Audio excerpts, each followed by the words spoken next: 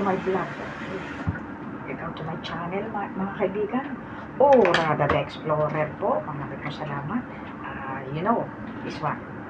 How to clean the liver. Pork liver. So, I soak this one in the water with the flour and salt together. Okay? Then after that, you soak maybe 30 minutes. It's okay, 15 minutes if you are very hungry. No problem. And then, you wash properly. Put in the strainer. Just put on the water like this. Squeeze it. Squeeze it. Yeah, just like this. So you can see my beautiful face.